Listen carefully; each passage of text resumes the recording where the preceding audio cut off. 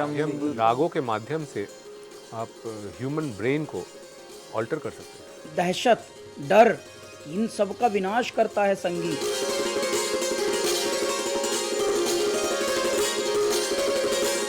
आयुर्वेद के अनुसार में हर वर्ड से कोई ना कोई केमिकल सीक्रेट होता है। संगीत के द्वारा जो बीमारियां हैं उनको हम दूर कर सकते हैं, जो बीमारियां नहीं हैं उनको रोकने के लिए भी अच्छे संगीत बहुत कारगर हो सकते हैं।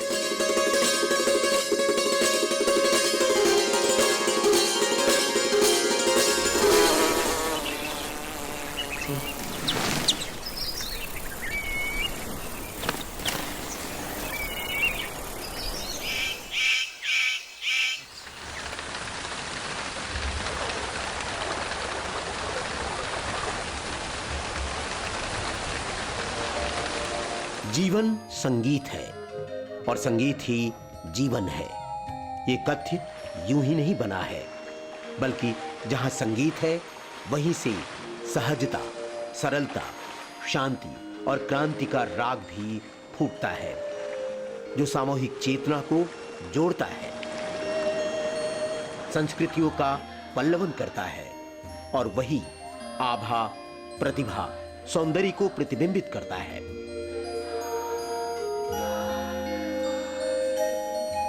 हर एक प्रकृति, हमारा जानवर, पक्षी, एनवायरनमेंट, पेड़, पौधा, पहाड़, नदी, किसी में भी जाइएगा आपको संगीत सुनेंगे।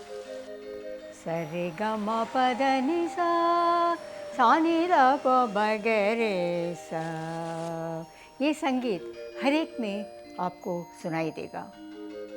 आप नदी लीजिए, उसका चलन, उसका चाल, उसका फॉल, उसका उत्पत्ति, हर एक में एक ध्वनि है, एक ताल है।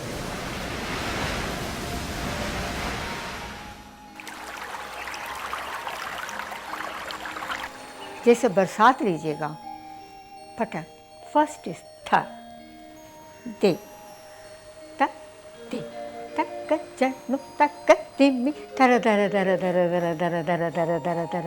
इसमें भी ताल है। पहले काल, सेकंड काल, तीन काल, फोर्थ काल। कितना बढ़िया है।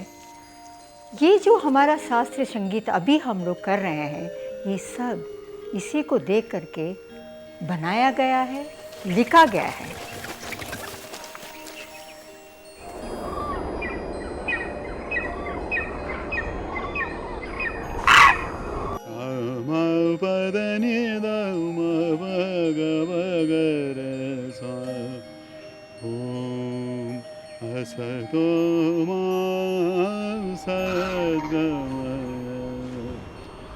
सद्गमय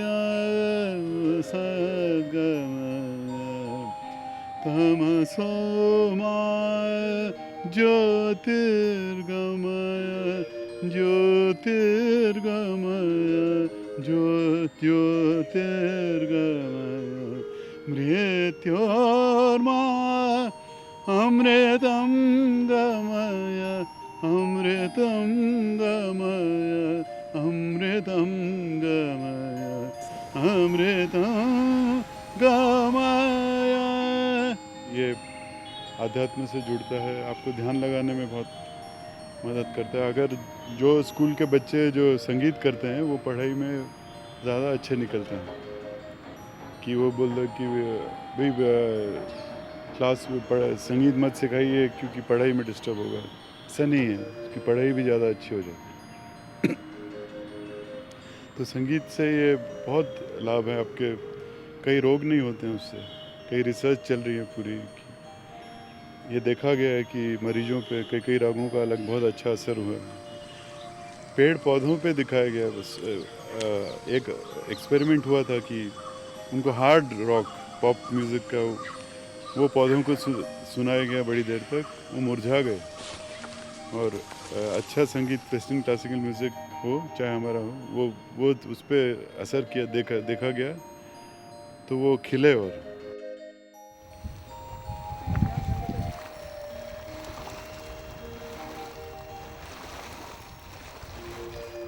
जिसे धरती जंगल, नदियां, समंदर, जीवन और इंसान की अनुभूतियों में वैज्ञानिक धरातल पर जब संगीत का आरोह अवरोह स्वर सलिला को बहाता है तो मंथर गति से ही सही, संगीत स्वास्थ्य का पर्याय भी बन जाता है, जो औषधि रूप में जीवन को चुस्त दुरुस्त रखने में भी कामयाब रहता है।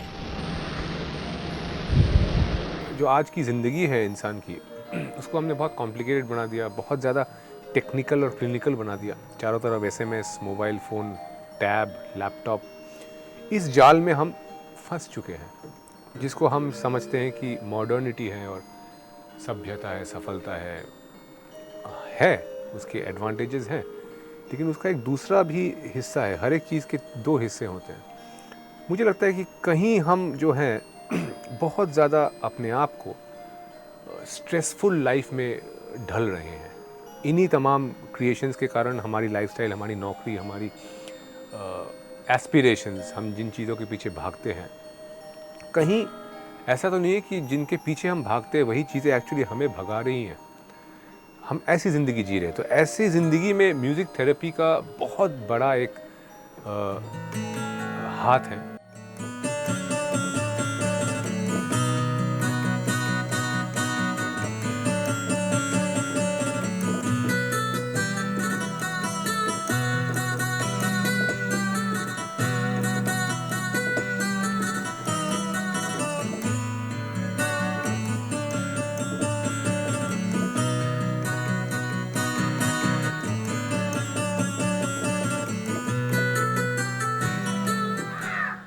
ये जानवर, ये पृथ्वी का जितना सृष्टि है उसी के द्वारा ये सब लिखा गया है। जैसे स रे ऋषभा, ग गांधारा, मा पशु, इस तरह का आप देख लीजिएगा। एक एक स्वर आप मिल लीजिएगा उस जानवर से, उस पक्षियों से। नी इफ यू हियर दैट मयूर का आवाज़, वो नहीं, आप बैठ कर के सुनेंगे कि हर एक चीज़, हर एक पक्षियों, इसी द्वारा वो शास्त्र हमारा अभी तक हरापन है, इसी के वजह से। संगीत के स्वरों की उत्पत्ति के पीछे अवधारणा है कि उन स्वरों की उत्पत्ति जीव जंतुओं से हुई है। षडज यानी संगीत का स्वर सा, जिसकी उत्पत्ति मोर से मानी जाती है। ऋषभ यानी संगीत स्वर रे, जिसकी उत्पत्ति चातक से मानी गई है। गांधार यानी गधा, जिससे संगीत स्वर गा की उत्पत्ति हुई है। मध्यम यानी कौवा, जिससे संगीत स्वर मां की उत्पत्ति हुई है। पंचम यानी कोयल, जिससे संगीत स्वर पा की उत्पत्ति मानी गई है। धैवत अर्थात मेढक, यानी इससे संगीत के स्वर धा की उत्पत्ति मानी गई है। और निषाद यानी हाथी, जिससे संगीत के स्वर नी की उत्पत्ति हुई है। इस प्रकार संगीत के 7 स्वरों की उत्पत्ति जंतुओं से हुई है, अर्थात सा रे गा मा पा धा नी।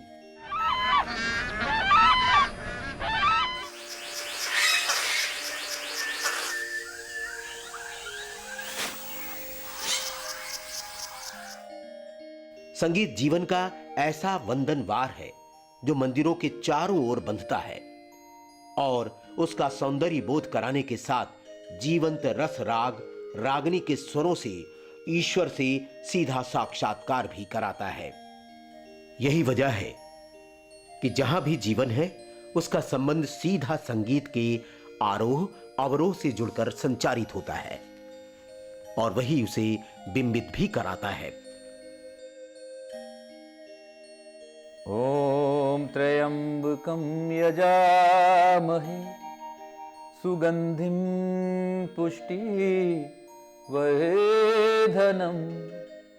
उर्वारुकमिव बन्धनान् मृत्योर्मुक्षीयमामृता। ॐ त्र्यम्बकं यजामहे सुगन्धिं पुष्टिवर्धनम् उर्वारुकमिव बन्धनान् मृत्योर्मुक्षीयमामृता। ॐ त्र्यम्बकं यजामहे सुगन्धिं पुष्टिवर्धनम् उर्वारुकमिव बन्धनान् मृत्योर्मुक्षीयमामृता। मंत्र का जो प्रयोग आया है, मंत्र की जो ध्वनि है, उससे आपको आपके हृदय को ठंडक पहुंचती है, क्योंकि उस ध्वनि में वो बात है, ओम में वो शक्ति है। सब लोग जितने भी दुनिया में हैं कोशिश करते हैं ऐसा करने की, काश ऐसा हो जाए कि उससे कोई राबता हो जाए। बस कोशिश में हैं हम लोग सब। वो सोना, वो माही, वो किसी ऐसे सुर से, किसी ऐसी अदा से उसको अच्छा लग जाए कुछ, तो काश ऐसा हो जाए, लेकिन हम कोशिश करते हैं। मिट्टी है तो पल भर में बिखर जाएंगे हम लोग, खुशबू है तो हर दौर को महकाएंगे हम लोग। मिट्टी है तो पल भर में बिखर जाएंगे हम लोग। हम रूहे सफ़र हैं, हम रूहे सफ़र हैं, हमें नामों से ना पहचान। हम रूहे सफ़र हैं, हमें नामों से ना पहचान। कल और किसी नाम से आ जाएंगे हम लोग, कल और किसी नाम से आ जाएंगे हम लोग।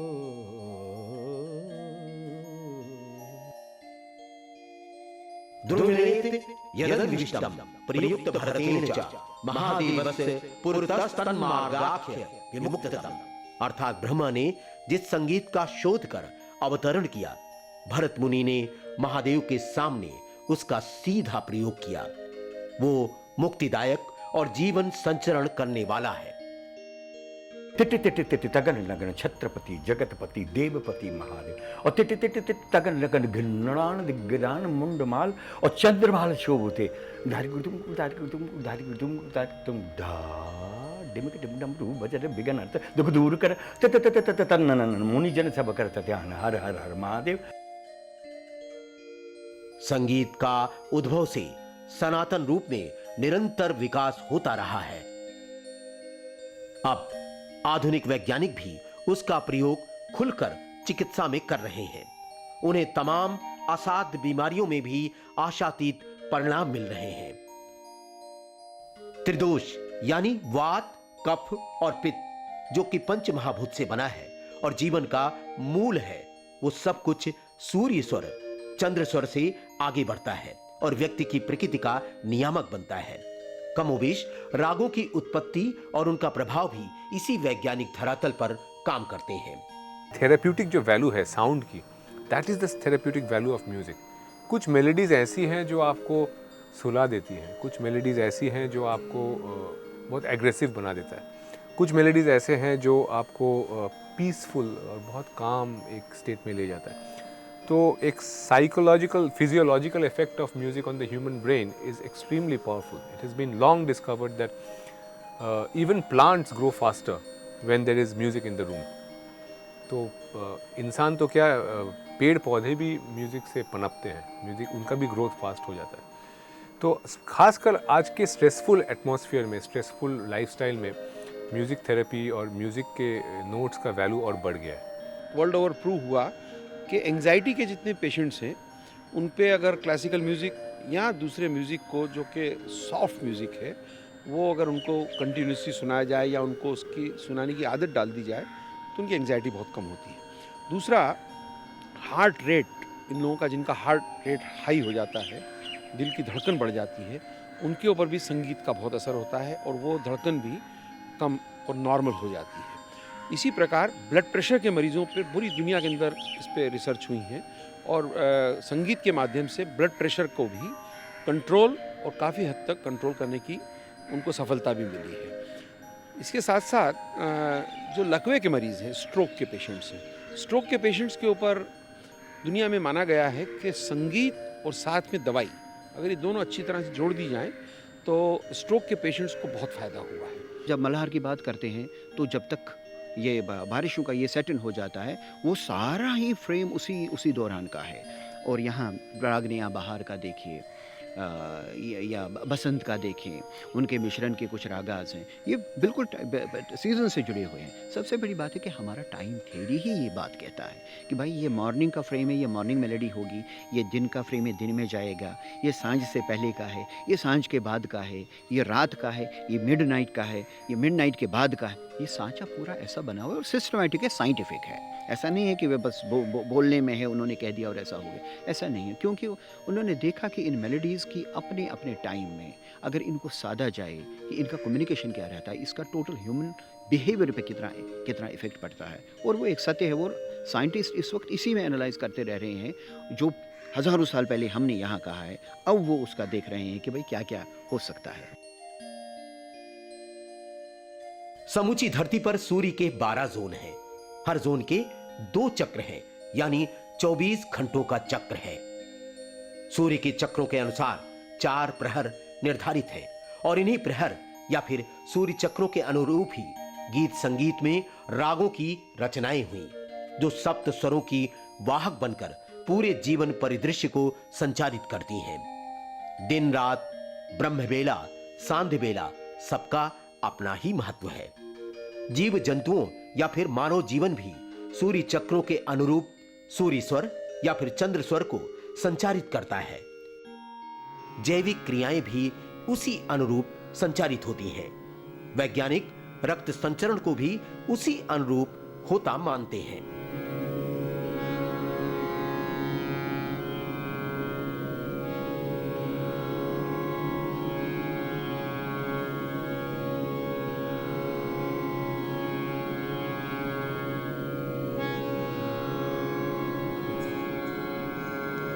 जब मल्हार में गाता हूँ तो मुझे बादलों की फीलिंग आती है, मुझे दिखते हैं वो बादल। ऐसे ही और रागों में भी है। भैरव का मुझे सुबह की फीलिंग बहुत स्ट्रांग है। लेबनान वासी विश्वविख्यात वैज्ञानिक डॉक्टर टोनी अबू नादर ने शरीर की क्रियाओं को प्रकृति अनुसार बताया ही नहीं, संगीत के सप्त स्वरों को भी उसी अनुरूप सिद्ध कर चुके हैं।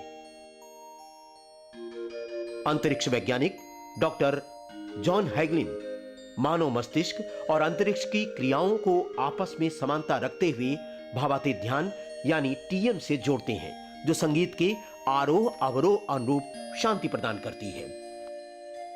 Maharishi was extremely special in this world. He's left a huge legacy. He's the one who brought meditation to the world. He's the one who encouraged scientific research on the effects of meditation 50 years ago, which brought meditation out of the realm of mysticism and into the light of mainstream science, mainstream society.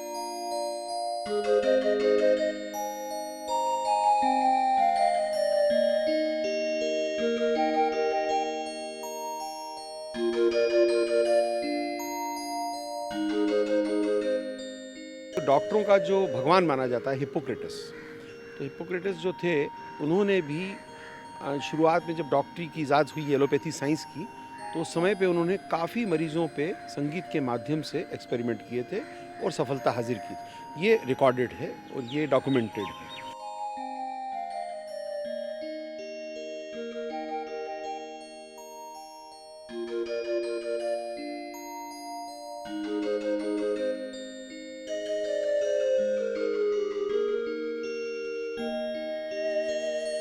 कुछ ऐसी basic बीमारियां हैं, heart patients, stroke के patients, psychiatry में depression के patients, anxiety के patients, इन सब पे संगीत का एक बहुत बड़ा असर है और बहुत बड़ा उसका एक, इसको ये नहीं कह सकते कि 100% क्योर हो सकती है, पर good medicine combined with music therapy अगर ये करी जाए तो उसमें बहुत हद तक सफलता मिलती है। विश्वविख्यात सर्जन, वैज्ञानिक और आध्यात्मिक गुरु डॉक्टर दीपक चोपड़ा ध्वनियों के तरंगों और मंत्रों के प्रभाव को स्वीकार करते हुए प्रगति के कई सोपान स्थापित कर चुके हैं। राग हैं वो समय को एग्जामिन करते हैं और बायोलॉजिकल रिदम्स जो आपके हैं कैसे रिलेट करते हैं, कॉस्मिक रिदम, उनका क्या असर है आपकी biology, self repair, self regulation में, वो हम एक्सप्लोर कर रहे हैं आजकल। They are meant to synchronize biological rhythms with universal rhythms.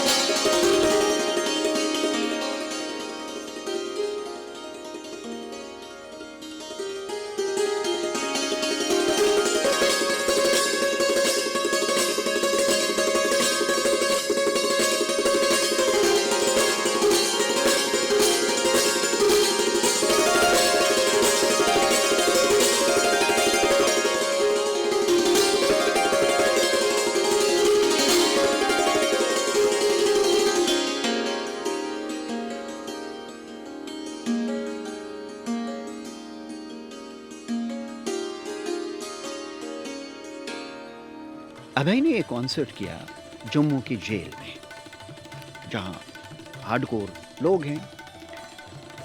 मुझे पहली दफ़ा जब मुझे फीडबैक उसका मिला तो डीजी प्रिजन ने फ़ोन किया, बोला कि मेरी ज़िंदगी हो गई है देखते देखते लोगों को, और इन यहाँ रहते रहते मैंने अपनी ज़िंदगी में पहली दफ़ा ये देखा कि ये जो कैदी थे इनके चेहरे पे आप एक मुस्कुराहट देख रहे थे जो आज तक हमें नज़र नहीं आया।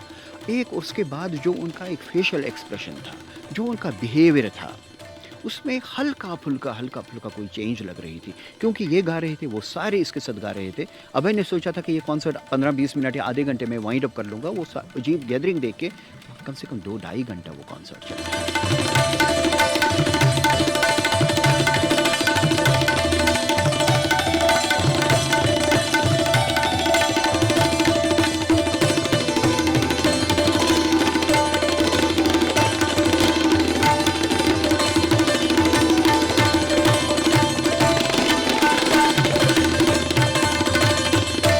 रागों के माध्यम से आप ह्यूमन ब्रेन को ऑल्टर कर सकते हैं। आप क्या सोच रहे हैं, आपकी भावनाएं, आपकी इनर फीलिंग्स को रागों के माध्यम से आप काफ़ी हद तक परिवर्तित कर सकते हैं। ये आपके मेडिटेशन के लिए बहुत सॉलिड एक साउंड जनरेट करता है। फिर राग शास्त्र अपना रूप, जो अपनी कम्युनिकेशन है और जो उसकी अपनी ताकत है, वो अपना यूज़ हो जाता है।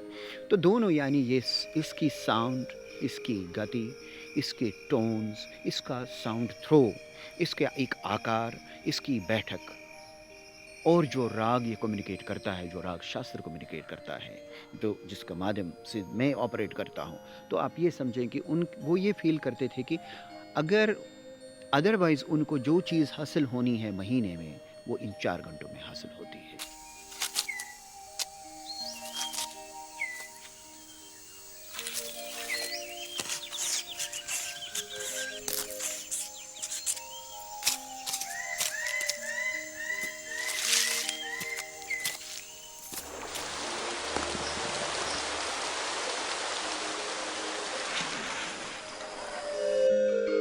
संगीत तो अपने आप में एक बहुत बड़ी थेरेपी है और जीवन को जीने का रस संचार करने का एक बहुत बड़ा माध्यम है, स्रोत है।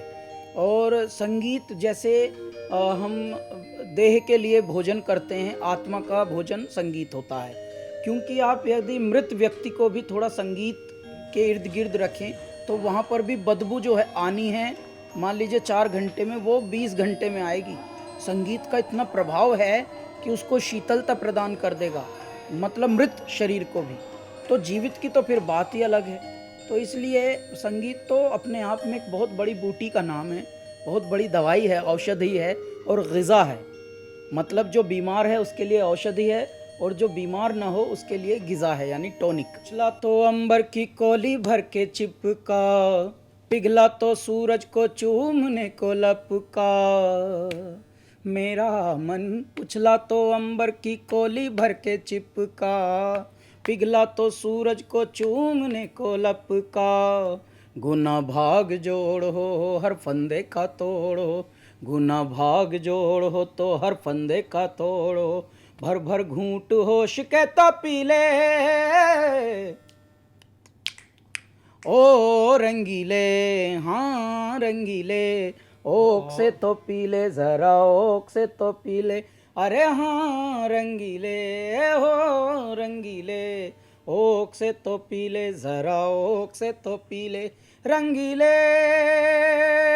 संगीत एक ऐसी विधा है जीवन शैली की कि जिससे आपको न केवल रोग दूर होते हों बल्कि योग, वियोग, दुख, भ्रम और जितने भी दहशत, डर, इन सब का विनाश करता है संगीत। संगीत तो अपने आप में बहुत बड़ी एक दवाई का नाम है और धतूरा है, भोले बाबा की बूटी है संगीत। अगर ऐसे भी डमरू बज जाए कायदे से, बस सुर में थोड़ा मिला हो तो अपने आप ही आधा काम तो ऐसे ही हो जाएगा, हौसले आ जाते हैं। तो जहाँ भी आप खेतों में संगीत बजाते हो, छोटा रेडियो, टेप रिकॉर्ड वगैरह रख करके, वहाँ फसल बहुत अच्छे होने लगते हैं। इसका एक्सपेरिमेंट भी हमने कई जगह करवा के देखा कि फसल बहुत अच्छे होते हैं संगीत के साथ। तो इसलिए संगीत को ऐसी ब्रह्म की दर्जा इसीलिए हमारे ऋषि मुनियों ने दिया है।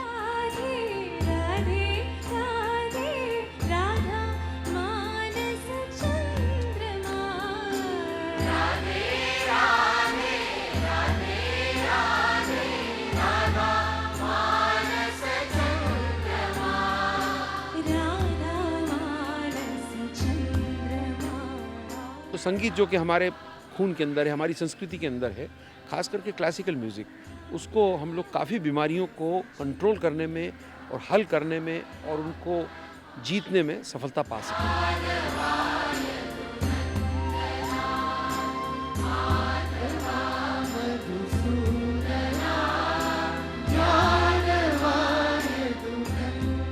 संगीत के माध्यम से ही हमें अपनी, चाहे वो ऋचाएँ हों, चाहे वो श्लोकाज हों, चाहे वो मंत्र हो, जो भी चीज़ हो जो इससे जुड़ी हुई है, हम लोगों तक पहुँचे और ज़्यादा से ज़्यादा उनके सिस्टम को इतना इस तरह से हम तराशें कि उनमें वो तनाव न बना रहे, उनमें वो स्ट्रगल के लिए उनको ताकत मिले, उसके लिए उनको पेशेंस मिले और अपने एंजॉयमेंट के लिए उनको चाहे सुबह या शाम एक एक वातावरण बने। ये मकसद था उनका। को नींद की समस्या बहुत लोगों को रहती है कि वो बगैर ट्रैंक्विलाइज़र के या बगैर नींद की दवाइयों के, जिनको हम देना पसंद नहीं करते हैं क्योंकि बाद में वो हैबिट फॉर्मिंग हो जाती हैं, तो इसमें राग यमन का यूज़ बहुत हुआ है। राग यमन ने हमारी बड़ी सहायता की है और राग यमन सुना के हम लोगों ने काफ़ी लोगों को बगैर ट्रैंक्विलाइज़र के भी उनको सुलाने में सफलता पाई।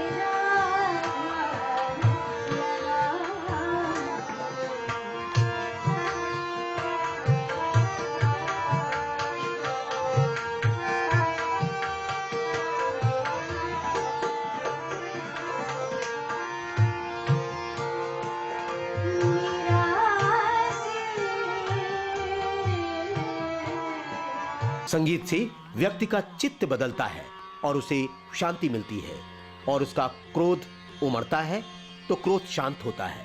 करुणा, श्रृंगार, घृणा के भावों की जागृति होती है और सुसुप्तावस्थाएं भी संचारित होती हैं।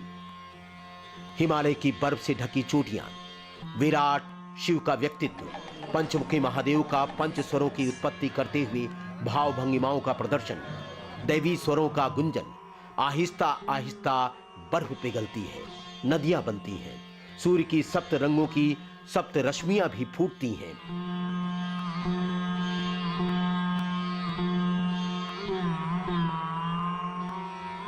नदियां कल कल निनाद करते हुए बहने लगती हैं। मध्य रात्रि में जब भी कभी झिंगुर, सियार, ऊदबुलाव की आवाजें गूंजती हैं, तो ऐसे में राग मालकौश के फूटते स्वर पियानो से पूरे वातावरण को ही बदल देते हैं।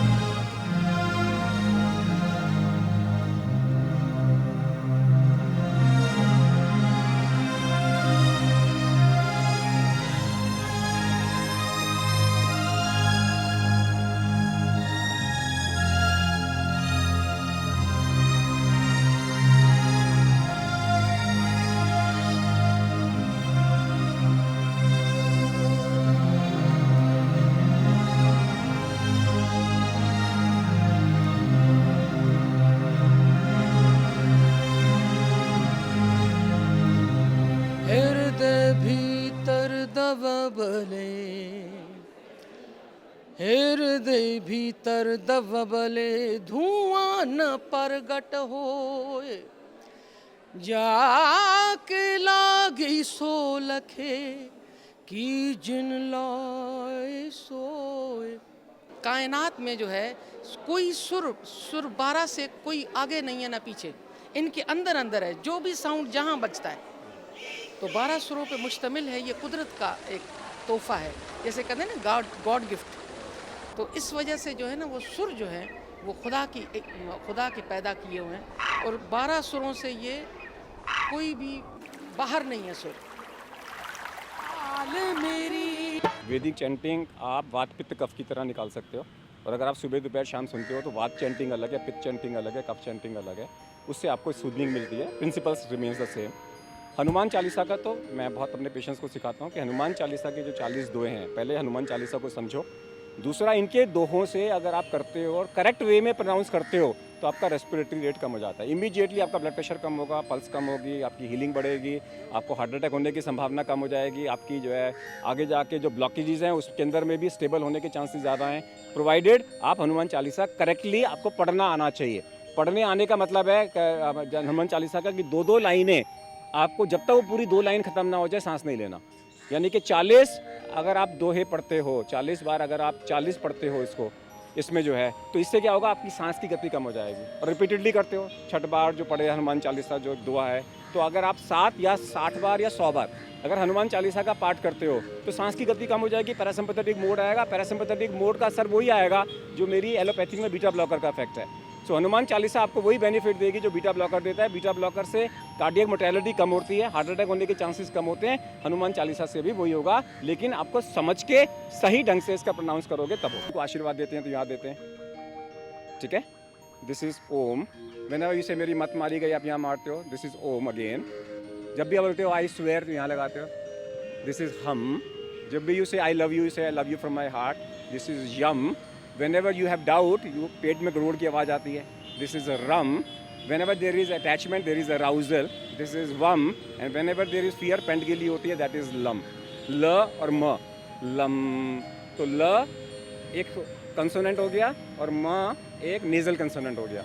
इनके कॉम्बिनेशन से हमारे को फियर, अटैचमेंट, डाउट कम होते हैं। उसी तरीके से आयुर्वेद के अनुसार में हर वर्ड से कोई ना कोई केमिकल सीक्रेट होता है। आधुनिक वैज्ञानिक भी उसका प्रयोग खुलकर चिकित्सा में कर रहे हैं।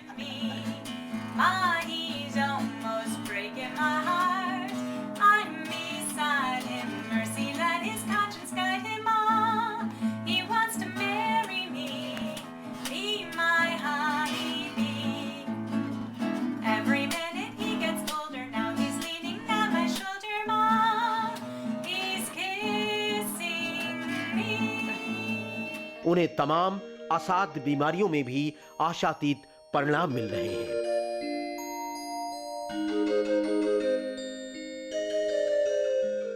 आधुनिक औषधि के रूप में चिकित्सा का प्रयोग भी खूब किया जा रहा है।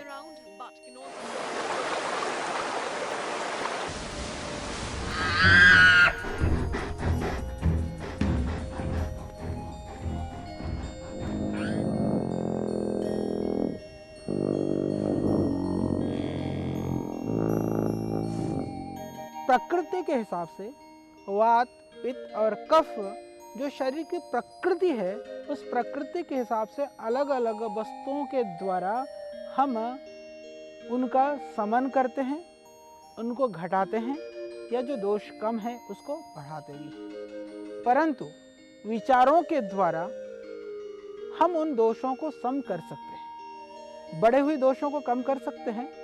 और उसके लिए संगीत, विशेष करके जो हमारी परंपरागत जो संगीतीय जो प्रणाली है, जो संगीत विद्या है, संगीत की जो कला है, वह एक ऐसी कला है जहाँ बैठने से उस व्यक्ति का मन, आत्मा और शरीर बहुत शांत हो जाता है। जब मन शांत होगा तो वह मन दोषों से मुक्त होता है। जब दोषों से मुक्त होगा तो जो दोष की जो विकृतियाँ हैं वह स्वतः ही समाप्त होने लगती हैं। इसीलिए हम संगीत के द्वारा प्राचीन काल से ही, जब अलग अलग रोगों में अभी भी इसके ऊपर अनुसंधान करने की आवश्यकता है कि अलग अलग रोगों के उपशमन के लिए अलग अलग तरह के संगीत और उनका जो माध्यम है, अलग अलग तरह के जो इसकी कलाएं हैं, उनके द्वारा हम इसको ठीक कर सकते हैं। तो रोगों के समापन के लिए, रोगों की परिसमाप्ति के लिए, त्रिदोष को हमें बैलेंस में लाने के लिए, सम करने के लिए निश्चित रूप से जिस तरह से आहार महत्वपूर्ण है, जिस तरह से औषधि महत्वपूर्ण है, जिस तरह से हमारी जो दिनचर्या है, ऋतुचर्या है, आहारचर्या है, महत्वपूर्ण है, उसी तरह से संगीत भी एक बहुत ही महत्वपूर्ण अंग है। तो संगीत के द्वारा हम निश्चित रूप से रोगों की परिसमाप्ति कर सकते हैं। जो बीमारियां हैं उनको हम दूर कर सकते हैं। जो बीमारियां नहीं हैं उनको रोकने के लिए भी अच्छे संगीत बहुत कारगर हो सकते हैं।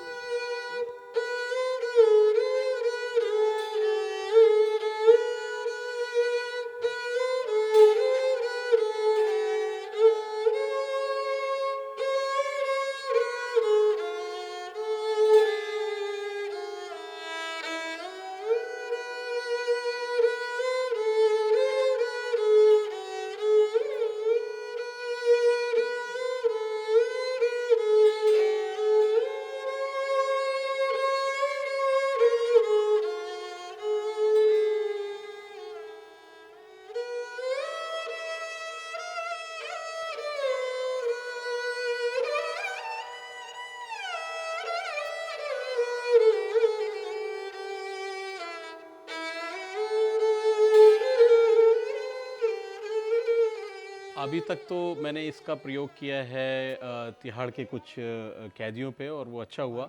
इससे पहले जो मैंने जिक्र सुना अपने वालिद साहब से, अपने गुरु से, कि भाई जब सरदार वल्लभ भाई पटेल बीमार हुए उनके आखिरी दिनों में, तो उनको डॉक्टर ने कहा कि वो सारंगी सुने। तो मेरे वालिद साहब जाया करते थे वहाँ उनको सारंगी सुनाने के लिए, और वो सारंगी का ऐसा असर हुआ कि उनकी तबीयत आहिस्ता आहिस्ता ठीक होने लगी। लेकिन मैंने जो सारंगी का प्रयोग किया वो तिहाड़ के जो कैदी थे उन पे मैंने उनको सारंगी सुनाई, और उनको कोशिश की कि उनके मिजाज में, उनके जहन में एक ठहराव पैदा हो, और उनको एक आगरता मिले, और उनका ध्यान खुदा की तरफ लगे, भगवान की तरफ लगे, और उनकी सोच जो है वो पॉजिटिविटी की तरफ, वो सारंगी सुने। तो मेरे वालिद साहब जाया करते थे वहाँ उनको सारंगी सुनाने के लिए। जब वो बीमार पड़े तो डॉक्टरों ने एडवाइस किया उनको कि इनको कुछ मीठे मीठे साज सुनाए जाएं। तो उन्होंने फिर मेरा नाम लिया, और एक अम्बाले के ग़ुलाम साबिर खान साहब थे, एक दिन वो जाते थे, और उस्ताद बुंदू खां थे, दिल्ली गए थे, वो जाया करते थे, और एक दिन मैं जाता था। तो 3 दिन ऐसे डिवाइड हो गए थे कि भाई वो भी जाएं, हम भी जाएं। तो एक एक दिन सब सुनाते थे सारंगी। क्या सुनाते और थे? सारंगी के ऊपर हम ऐसी कुछ चीज़, खुशी की चीज़, ताकि उनका मन खुश हो। जैसे कि कोई ठुमरी के बोल, या कोई राग हमने खुशी का राग ऐसा बजाया, जैसे मारू बिहाग है, या कोई ठुमरी पकड़ ली अच्छी से, जा मैं तो से नाही बोलूँगी बोलूँगी पिया रे, जा मैं तो से